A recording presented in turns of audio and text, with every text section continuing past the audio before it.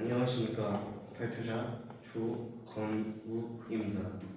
제가 선택한 문제는 사형제도 폐지되어야 한다입니다.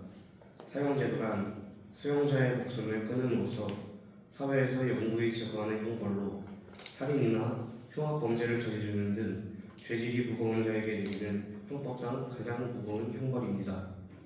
최근 무차별 흉기 난동과 같은 흉악범죄가 잇따르고 있습니다. 그로 인해 시민들의 불안이 날로 커져가고 있으며 사형제도에 대한 논의가 제기되고 있습니다. 저는 세 가지 근거를 들어 사형제도 폐지되어야 한다에 강력히 찬성하는 바입니다. 첫째, 사형제도는 오판의 위험성이 있습니다.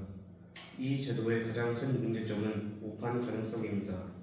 재판 과정에서 오류나 부당한 판단이 있을 수 있으며 이는 불가피하게 사형 집행으로 이어질 수 있습니다.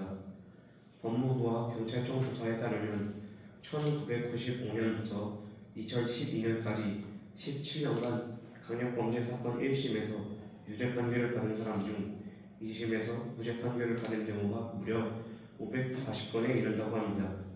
이는 돌이킬 수 없는 선택을 하게 됩니다. 둘째, 사형은 범죄 예방 효과가 없습니다.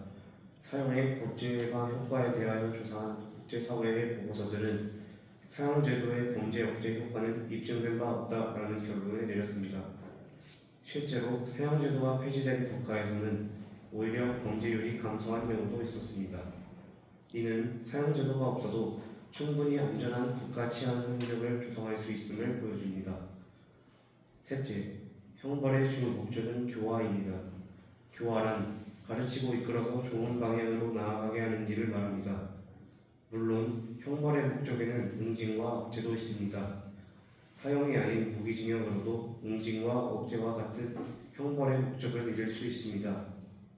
하지만 사형은 자신이 저지른 범죄에 대한 반성이나 속죄의 기회를 영원히 박탈하는 것입니다. 상대측은 사형제도가 유지되면 범죄가 줄어든다고 말하고 있습니다.